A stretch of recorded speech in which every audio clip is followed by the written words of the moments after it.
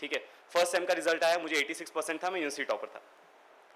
ठीक है, engineering graphics में आइसोमेट्रिक जो डिजाइन होती है ना, उसमें मैं रेक्टेंगल की जगह सर्कल बना के आया था। ठीक है, सो 20 मार्क मेरे गलत थे, मुझे 80 मार्क्स मिले ग्राफिक्स में। ठीक है, जो लोग मुझे क्लासेस का डर दिखाते थे, जो लोग मुझे बोलते थे कि बिना एटीकेट के पास नहीं होंगे, वो ग्राफिक्स में 40 मार्क, 50 मार्क, 55 मार्क्स लेके बैठे थे। ठीक है, मैं उसी समय सोच रहा था कि ऐसा क्यों हुआ। तो मेरा कंक्लूजन क्या निकला, वो लोग मार्क्स क्लासेस में ढूंढ रहे थे और मैंने मेरी सेल्फ स्टडी में मार्क्स ढूंढे। ठीक है, सिमिलरली यूपीएससी का भी है।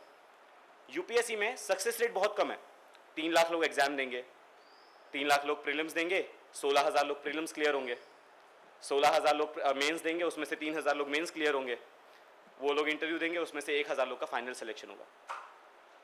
0.3% सिलेक्शन रेट है।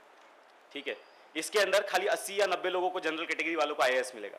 ठीक है, तो कितना कम ये है। सो जब मैंने तैयारी शुरू की ना, तब मुझे ऐसे लोग बोलते थे कि अरे यार तू यूपीएससी की तैयारी कर रहा है, मैं यूनिवर्सिटी टॉपर हूँ, मुझे यूनिवर्सिटी का गोल्ड मेडल मिला हुआ है। तो लोग बोलते थे यार तेरा तो इतना अच्छा करियर बना हुआ है, तू आगे कहीं पे भी जॉब ले लेगा, सिविल सर्विसेज मतलब इतना रिस्क काहे को। अब लोग डराते हैं।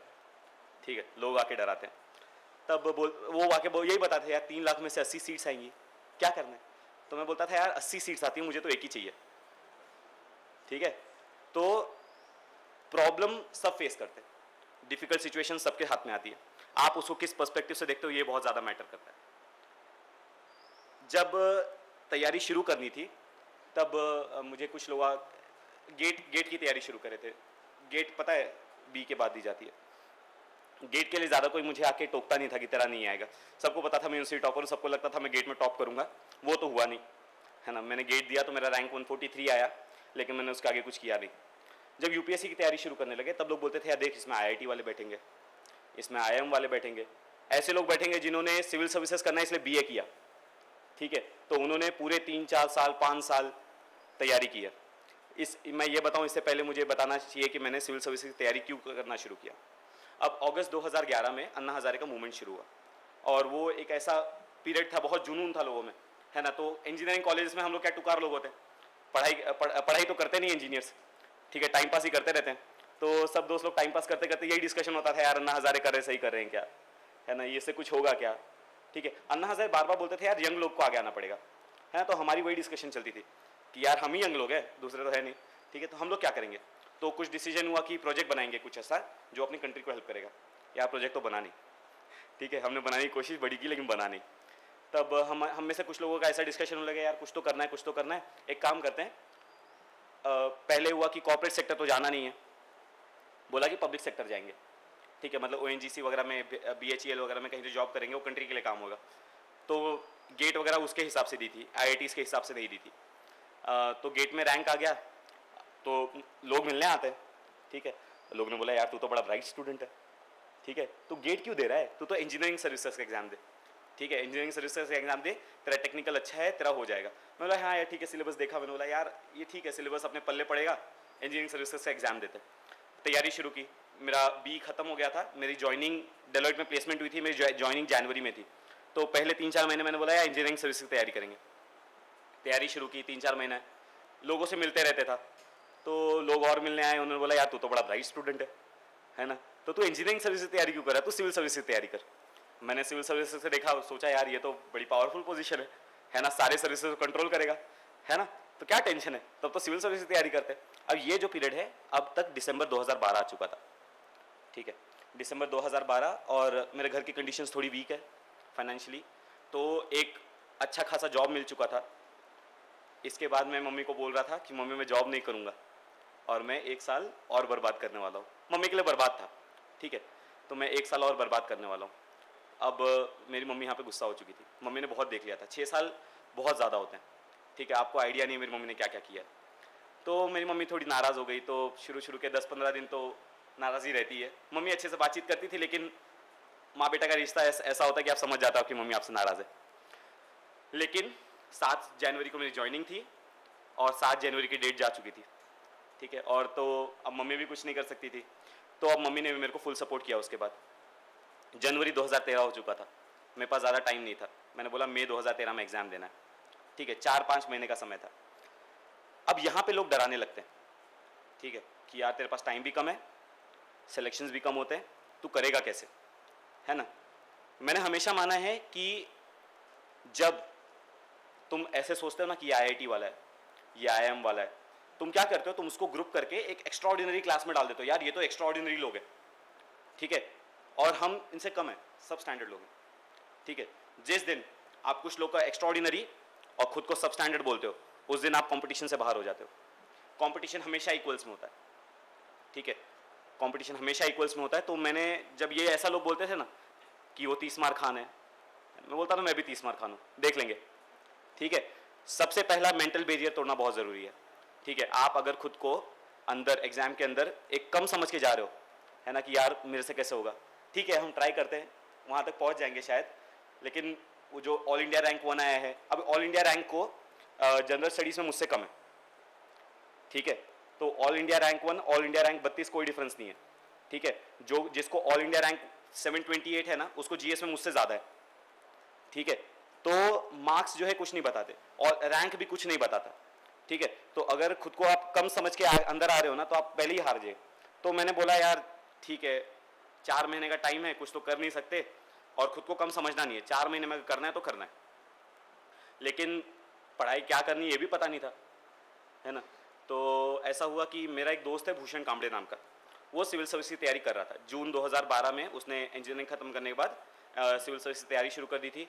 उसने यहाँ पे चाणक्य मंडल में कोचिंग लगा ली थी। अब मम्मी तो मेरे से ऐसी गुस्सा थी, फीस मांगता तो और चढ़ जाती, है ना। तो अपना ऐसा था कि यार कोचिंग तो चाहिए लेकिन फ़ीस नहीं भर सकते, ठीक है। तो मैं भूषण से ऐसे हमारी बातचीत चलती रहती थी। तो उसने बोला कि धर्माधिकारी सर काफ़ी अच्छे हैं। उस समय अपना CST नहीं था, तो मेरे को MIT में फ्रीशिप मिली हुई थी, MIT में फ्रीशिप मिली हुई थी मुझे, ठीक है। तो अगर शायद मैं मांगता मेरे को CST में फ्रीशिप मिल जाती उस समय, लेकिन था नहीं, ठीक है। तो उसने बोला यार धर्माधिकारी सर काफ़ी अच्छे हैं, अगर तू बात करेगा ना तो हो सकता है कुछ। तो मैंने एप्लीकेशन दिया, मैंने सर्टिफिकेट्स वगैरह अपने क्रेडिट्स वगैरह अटैच किए थे कि मेरे को तैयारी करनी है। और मैंने सर को शायद खाली अश्योर किया था अपने इसमें कि सर आप मुझे एडमिशन दीजिए, मैं क्लियर कर जाऊँगा, ठीक है। मैं इतना कॉन्फिडेंटली पहले ही उनको बोल के गया था, सर मैं क्लियर कर जाऊँगा। तो शायद मेरा मुझे पता नहीं कि क्यों, ठीक है, क्योंकि मेरा जो एंट्रेंस टेस्ट वगैरह होता है, इंटरव्यू होता है, मेरा कुछ भी नहीं हुआ था, ठीक है। एंट्रेंस टेस्ट हुआ था लेकिन वो कैसे हुआ था मुझे पता है, मैं पास, ठीक है। तो ज़्यादा कुछ नहीं हुआ था, फिर भी मेरा एडमिशन हो गया, ठीक है। और मैंने पूरा प्रीलिम्स का, मेंस का, इंटरव्यू का पूरा तैयारी बिना 1 रुपया पे किया है, ठीक है। मैंने 1 रुपया नहीं भरा मेरी तैयारी के लिए। उसके बाद दिसंबर में मेंस के बाद मुझे बल्कि वहाँ पे स्कॉलरशिप मिल गई, 15,000 रुपये पर महीना वो मुझे पे कर रहे हैं, ठीक है। अगेन जो चीज़ों को आप कंट्रोल कर सकते हो उन चीज़ों को कंट्रोल करो, ठीक है। तो जनवरी 2013 में डिसीजन लिया कि अब सिविल सर्विस तैयारी करनी है। चाणक्य मंडल में अप्लाई किया, फरवरी में मेरा एडमिशन हो गया। फरवरी में एडमिशन हो गया, अब तैयारी शुरू की। अब सबसे पहला जो मैंने काम किया था वो था क्वेश्चन पेपर्स देखना, ठीक है। तो क्वेश्चन पेपर्स UPSC के उठा के देखे, तो मैंने उसमें देखा कि CSAT पोर्शन अपना ठीक है। CSAT मैंने जब पहली बार उठाया तब मेरा 120 125 आ रहा था। मैं बोला कि यार इसमें अपन थोड़ा वर्कआउट करेंगे। तो मेरे मार्क्स पता है आपको प्रीलिम्स के, मुझे CSAT में 187 मिला है 200 में से, और मेरे को GS में 121 मिला है, मेरा टोटल 307 है।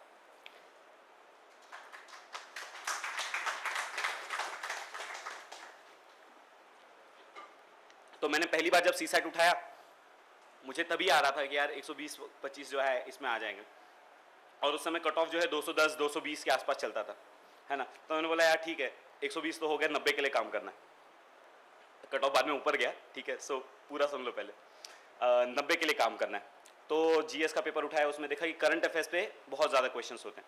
मतलब अगर आपको जो क्वेश्चन करंट अफेयर्स का नहीं भी लग रहा है, जैसे कंट्रोलर एंड ऑडिट CAG का उस समय क्वेश्चन आया था, तो मेरे को भी कल परसों में एक बंदा आया था, वो बोल रहा था कि यार वो तो करंट अफेयर्स से रिलेटेड कैसे है।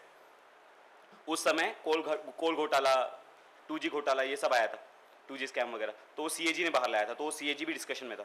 तो जो टॉपिक्स पॉलिटी के, मतलब एनवायरनमेंट के, जो आपको रेलेवेंट नहीं लगते करंट अफेयर से कैसे आ रहे हैं, वो भी एक्चुअली करंट अफेयर से रिलेटेड ही होते हैं, ठीक है। तो मैंने क्वेश्चन पेपर जब पहली बार उठाया तो मैंने देखा यार करंट अफेयर्स के बहुत ज़्यादा क्वेश्चन आते हैं, टाइम बहुत कम था, तो मैंने बोला हम करंट अफेयर्स पे फोकस करेंगे। न्यूज़पेपर पढ़ने की आदत पहले थी, इंजीनियरिंग सर्विसेज के लिए भी आपको न्यूज़पेपर पढ़ना ही पड़ता है, तो इसलिए मैं न्यूज़पेपर जो है जून जुलाई से ही पढ़ रहा था, तो अपने पास उसके नोट्स ठीक ठाक थे। नोट्स मेकिंग पे मैंने बहुत ज़्यादा फोकस किया शुरू से। मैं 10th स्टैंडर्ड के बाद जब ट्यूशन्स पढ़ाता था तो बच्चों को देने के लिए नोट्स निकालता था। ठीक है, नोट्स बनाने से 4 फायदे होते हैं। पहला फ़ायदा है कि अगर आपको फ्यूचर में कभी रिविजन करना होता है तो आपके पास एक कंसाइज डॉक्यूमेंट रेडी होता है। ठीक है, मेरे ख्याल से ये सबसे कम इंपॉर्टेंट है, बाकी 3 चीज़ें सबसे ज़्यादा इंपॉर्टेंट है। दूसरा चीज़ है कि अगर आपकी इंग्लिश खराब है, आप फुल सेंटेंसेस में नोट्स निकालते हो, ठीक है, आपकी इंग्लिश खराब है तो आप द की जगह अ यूज़ करते हो, अ की जगह एन यूज़ करते हो, एन की जगह द यूज़ करते हो। ठीक है, और आप पैरेलली न्यूज़पेपर पढ़ते रहते हो जिसमें एक अच्छी इंग्लिश यूज़ होती है। ठीक है, तो आप जब रिवीजन करोगे ना आप, तो आपको एक हैबिट हो जाती है, यार ये क्या लिख के रखा है मैंने, है ना, ये क्या इंग्लिश है। तो आप सेल्फ करेक्शन से सीखते हो कि यार यहाँ पे द की जगह अ यूज़ होना चाहिए। ठीक है, रेनन मार्टिन पढ़ना चाहिए सब बोलते हैं, लेकिन मेरे को टाइम नहीं मिला था रेनन मार्टिन पढ़ने का, तो मैंने इस तरह से मैंने इंग्लिश इंप्रूव की थी। सेल्फ करेक्शन से जो आप सीखोगे वो आपको 50 लेक्चर्स में सीखने को नहीं आएगा। ठीक है, तो दूसरी चीज़ ये है कि आप अपनी इंग्लिश इंप्रूव कर लेते हो। तीसरी चीज़ है कि आपकी राइटिंग स्पीड इंप्रूव होती है। मेरी जो पहले हैंड राइटिंग थी ना, वो केजी के बच्चे जैसे होता है ना, टी अलग, एच अलग, ई अलग, ठीक है, इस तरह की मेरी हैंड राइटिंग थी। तो उसमें टाइम ज़्यादा जाता है। जब आप नोट्स निकालने लगोगे, आपको न्यूज़पेपर पढ़ने के लिए 2 घंटा लगता है, न्यूज़पेपर के नोट्स निकालने के लिए 2 घंटा लगता है, पेपर पढ़ने के लिए मेरे को शुरू में 8 घंटे लगते थे। ठीक है, तो हम कॉन्शियसली सोचने लगते हैं यार इतना टाइम नहीं चलेगा, है ना, आपको टाइम को रिड्यूस करना है। ठीक है, तो आप 2 चीज़ों पे फोकस करते हो। आप एक रीडिंग अपनी इंक्रीज करने को ट्राई करते हो कि आप पर्पसफुली कोशिश करते हैं यार ये आर्टिकल इंपॉर्टेंट नहीं है, छोड़ हटा। ठीक है, ये आर्टिकल इंपॉर्टेंट है, इसको ज़्यादा नोट्स निकालने चाहिए, इसका नोट्स नहीं निकालेंगे तो भी चलेगा। ठीक है, तो आप पर्पसफुली रीडिंग स्पीड इंक्रीज करते हो। और दूसरा, वो जो मेरी कैरेक्टर्स THE थे ना, मैंने कर्सिव हैंड राइटिंग कभी सीखी नहीं। अब टी लिखने के बाद आप हाथ उठाते हो, दूसरी जगह रखते हो, वापस से खींचते हो, हाथ उठाते हो, रखते हो। आपको अपने ब्रेन का रिस्पॉन्स टाइम पता है, 100 मिलीसेकंड। ठीक है, ब्रेन को पता चलता है कि लिख के हो गया है, वो आंसर करता है कि हाथ उठाओ, हाथ उठाते हो, हाथ रखते हो, वापस बोलता है ब्रेन कि हाथ रख दिया है, एच लिखना चालू करो। ठीक है, उस प्रोसेस में बहुत टाइम जाता है। एक कैरेक्टर से दूसरे कैरेक्टर तक माइग्रेट करने के लिए आपको 1 सेकंड से ज़्यादा लग जाता है। तो एक लाइन में अगर 30 कैरेक्टर होंगे तो एक लाइन में आपके 30 सेकंड ज़्यादा वेस्ट होते हैं। ठीक है, तो ऑटोमेटिकली जो है मेरी हैंडराइटिंग जो है कर्सिव हो गई, मेरे हाथ उठना ही बंद हो गए। ठीक है, 2 कैरेक्टर्स तो छोड़ो, 2 वर्ड्स कभी कभी ज्वाइन हो जाते थे। ठीक है, तो तीसरा फायदा ये है कि आप जब नोट्स बहुत ज़्यादा निकालते रहोगे, टाइम बहुत ज़्यादा लगेगा, तो सबकॉन्शियस लेवल पे आप चीज़ों को फास्ट लिखने को ट्राई करते हो, आपकी रीडिंग स्पीड इंक्रीज हो जाती है, राइटिंग स्पीड इंक्रीज हो जाती है। ये 3 तो हो गए। मेरे हिसाब से चौथा चीज़ और, जो चौथा टॉपिक है वो और इंपॉर्टेंट है। ठीक है, आप जब न्यूज़पेपर्स पढ़ोगे, सपोज आपने एक पूरा आर्टिकल पढ़ा, ठीक है, शुरू में अपनी टेंडेंसी होती है ना, हमको सब कुछ इंपॉर्टेंट लगता है ना, क्योंकि हमको कुछ पता नहीं होता है। ठीक है, हमको ये पता नहीं होता कि अपने कॉन्स्टिट्यूशन में फंडामेंटल राइट्स क्या है। ठीक है, तो अगर आर्टिकल में कहीं पे फंडामेंटल राइट कुछ लिखा होगा तो हम वो भी नोट्स में लिखते हैं। अगर हमको ये पता नहीं होता कि प्रेसिडेंट के पावर्स क्या है तो हम वो भी नोट्स में लिखते हैं। ठीक है, तो शुरू में अपने नोट्स बहुत बड़े बनते हैं, इसलिए हमको टाइम बहुत ज़्यादा लगता है। ठीक है, धीरे धीरे जैसे आप नोट्स बनाते जाओगे आपको चीज़ें याद होती जाएंगी कि यार ये फंडामेंटल राइट इतने बार पढ़ा है ना कि अभी इसको लिखने की ज़रूरत नहीं है। ठीक है, कोई चीज़ें इतनी ज़्यादा रिपीट होती है कि आपको इंपॉर्टेंट लगना बंद हो जाती है। ठीक है, तो आप बोलोगे कि यार ये चीज़ इतना रिपीट हुई है ना, इंपॉर्टेंट नहीं है, यूपीएससी पूछेगी नहीं। ठीक है, तो आप कौन सी चीज़ों को पढ़ना है, कौन सी चीज़ों को नहीं पढ़ना है, कौन सी चीज़ों को लिखना है, कौन सी चीज़ों को नहीं लिखना है, आप ये सीखने लगते हो। ठीक है, एक स्टेज ऐसा आता है आप पूरा आर्टिकल पढ़ते हो और आप सोचते हो कि इस पूरे आर्टिकल को मिनिमम टाइम में लिखना है, तो इसमें से कौन से 4 पॉइंट्स है जो मैं लिख दूँ तो मेरा आर्टिकल खत्म हो जाएगा। ठीक है, इसका यूपीएससी एग्जाम में बहुत फायदा होता है। मेरा अभी जब मैं यूपीएससी का पेपर लिख रहा था तो GS1 का पेपर सडनली सामने आया, है ना, 25 क्वेश्चंस, पहले ऑप्शंस होते थे, 5000 वर्ड लिखने थे, GS1 में पैनिक हो गया। ठीक है, मैंने खाली 125 का अटेम्प्ट हुआ। ठीक है, क्योंकि हम लोग एक स्ट्रक्चर बना के रखते हैं कि आंसर में इंट्रोडक्शन लिखना है, बीच का एक बॉडी लिखना है, एक कंक्लूजन लिखना है। ठीक है, वो स्ट्रक्चर में बना के गया था, लेकिन GS1 में उस स्ट्रक्चर पे बहुत ज़्यादा फोकस किया, मेरा आधा पेपर छूट गया। ठीक है, मैं टेंशन में आ गया। GS1 का पेपर लिख के बाहर निकला, मेरे साथ हमारे चाणक्य के 3-4 भैया लोग थे, ऋषिकेश भैया वगैरह, वो भी क्वालिफाई हुए हैं। मैं उनके साथ डिस्कशन करने लगा, मैं खाना नहीं खाया दोपहर का। मैं बोला भैया मम्मी ने 21 साल का टाइम दिया है ना, GS1 आधा रह गया। तो जब GS2 का पेपर लिखने आया था तब मैं सोच के आया था स्ट्रक्चर गया भाड़ में। ठीक है, मैं जैसे न्यूज़पेपर के नोट्स निकालता था, जो 4 पॉइंट्स उसमें जो नॉर्मली आते हैं ना, है ना, जो नॉर्मली आता है मैं लिखूंगा ही नहीं। यानी लोगों को पता है कि right to freedom of speech अपना फंडामेंटल राइट है। ठीक है, तो मैं लिखता वो स्टेटमेंट ही एलिमिनेट कर देता था कि freedom of speech fundamental right है, मैं सीधा फ्रीडम ऑफ स्पीच का ये फायदा है ऐसा लिखना शुरू कर दिया। तो जैसे मैं न्यूज़पेपर्स में लिखता था, ठीक है, नोट्स, वैसे मैंने एग्जाम में लिखे, ठीक है। और जो आपका पेपर चेक करता है, मेरा ऐसा मानना है, मैंने मेरा मार्क्स कैसे मिले मुझे मैंने देखा नहीं है, ठीक है। जो आपका पेपर चेक करने वाला है ना, उसको मिनिमम वर्ड्स में मैक्सिमम इन्फॉर्मेशन दिया तो अच्छा लगता है ना, क्योंकि वो पढ़ पढ़ के बोर हो गया होता है, ठीक है। तो मुझे ऐसा लगता है कि मुझे उस चीज़ के वजह से मार्क्स ज़्यादा मिले होंगे, ठीक है, क्योंकि मैंने वो जो नॉर्मल चीज़ें होती है ना, ठीक है, मैंने वो चीज़ें इंक्लूड की थी जहाँ पे ज़रूरत पड़ती है नॉर्मल चीज़ों की, वहाँ पे इंक्लूड की थी। अब तुम प्रेसिडेंट के पावर्स अज्यूम नहीं कर सकते, ठीक है, कि उसको पता है, आपको लिखना पड़ता है, ठीक है। कुछ चीज़ें आप एलिमिनेट कर सकते हो, कुछ चीज़ें एलिमिनेट नहीं कर सकते हो, ठीक है। वो आप सीख जाओगे। अभी आपको अगर नहीं समझ में आ रहा होगा ना, तो आप जब 3-4 महीना तैयारी करोगे ना, आप सीख जाते हो कि कौन सी चीज़ों को रखना चाहिए। तो मैंने जी इस तरह का पेपर लिख के कंप्लीट किया, और ये मैं इसलिए कर पाया क्योंकि मैं नोट्स मेकिंग की हैबिट थी, मुझे पता था कि चीज़ों को मिनिमम वर्ड्स में कैसे लिखना चाहिए। फिर एक बात होती है कि आपके आंसर्स को अलग बनाना होता है।